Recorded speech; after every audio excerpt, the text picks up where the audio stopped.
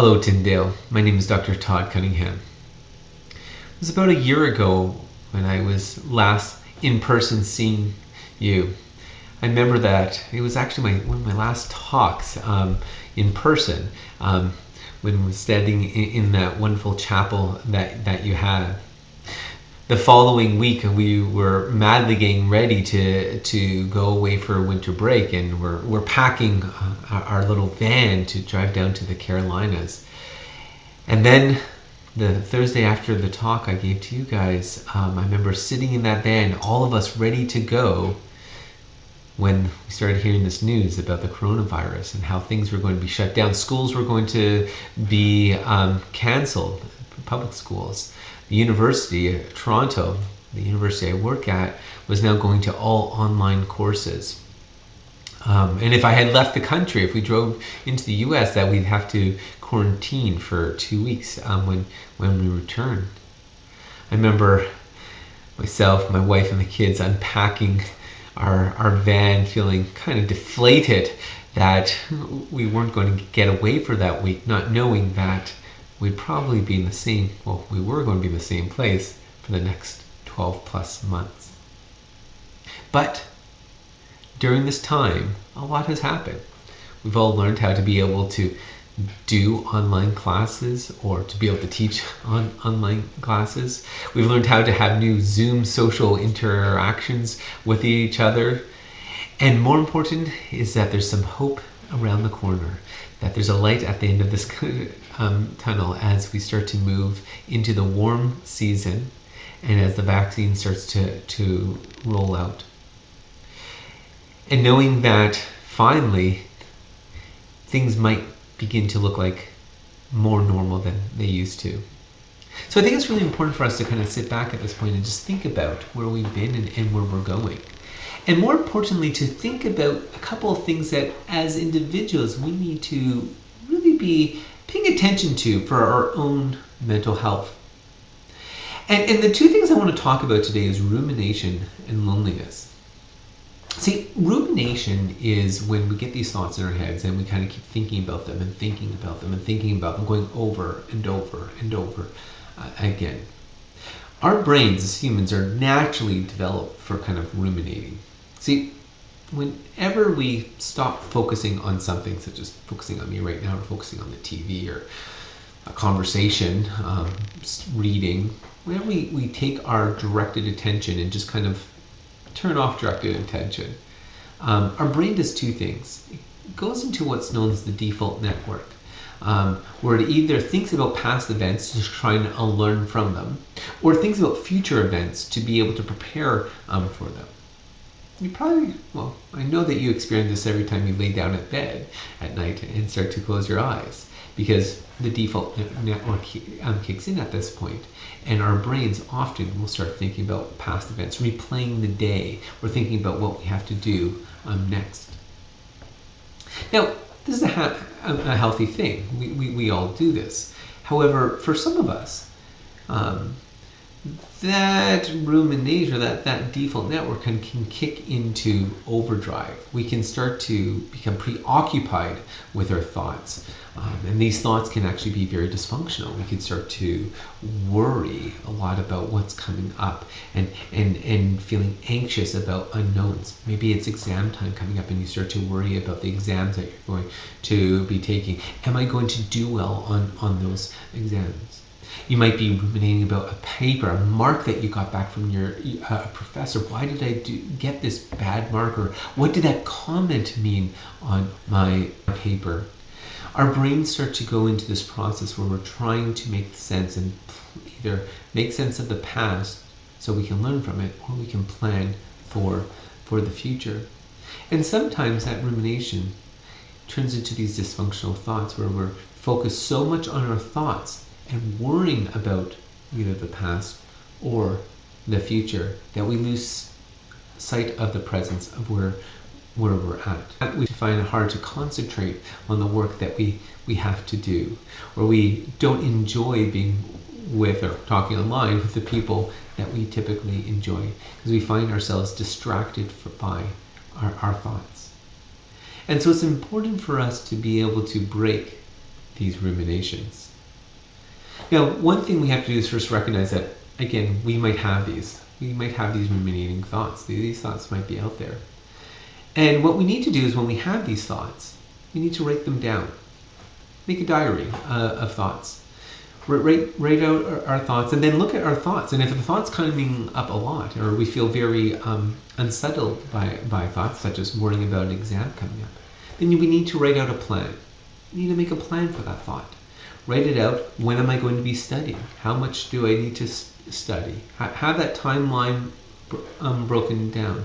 Get the materials together. Organize those materials for yourself. And once you have that together, then you don't have to worry about it anymore. You have a plan in place.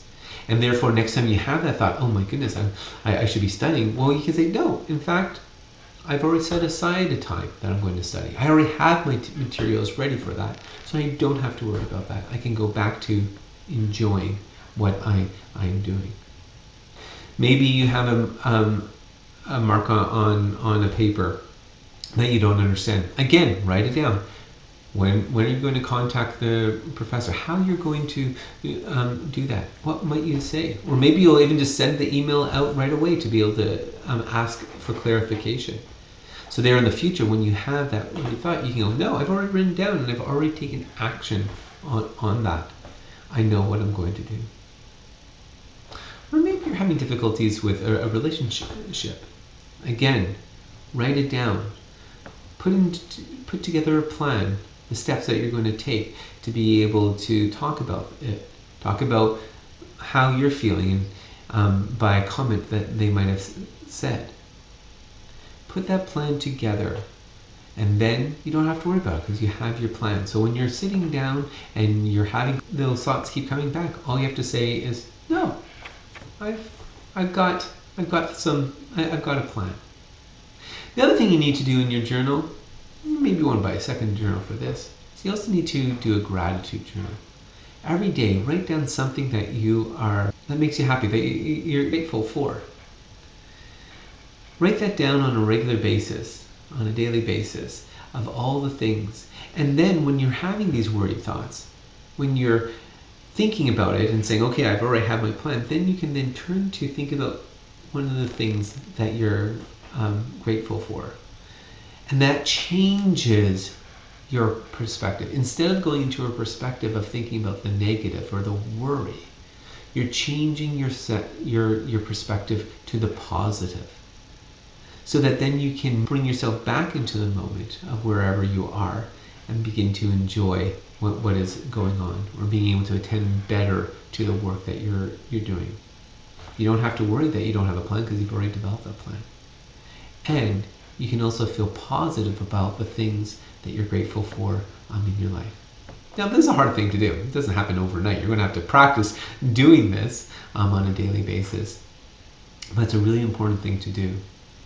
If we let ourselves just ruminate, it becomes problematic. The thought coming to your mind once is good. It's warning you, telling you that something's up, and pay attention to it. The second time it comes in, definitely tells you you need to take action and put a plan into place so that you can be able to address that in the future.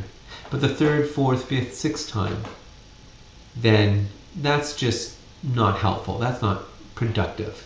And so therefore you need to switch back to saying, I have a plan in place, and then refocus your attention onto something you're grateful for so that you're able to continue on in the work that you're doing or enjoy the moment that you're in.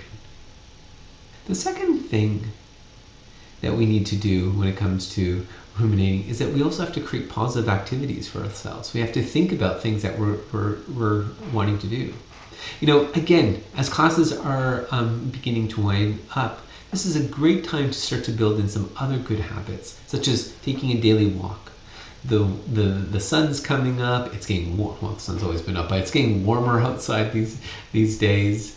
This is a great time to be able to build in even a 10-15 minute walk just outside. Now, some of you might have to come down like 20-30 stories. Um, I have a friend who lives in a condo, and she said the one thing COVID has done is made her get into shape, because she was worried about taking the elevator, and so she ended up walking up the 20 stories and down the 20 stories or sets of stories worth of stairs every single day. And she actually did it twice, once to go to and from work, and the second time was just to get outside to walk around. So that was taking a negative and switching it into a positive. But part of that positive is setting up the daily routines of something that makes you happy, that is different from the typical work that you're doing. We often talk about the work-life balance, needing that work-life balance. And sometimes during school, during the academic year, it's hard, it's easier to get lost in the work, especially being online. We don't have those nice hallway conversations. We don't have the ability to drop into the cafeteria, or just that time of transiting to and from school that allows us to break up our day.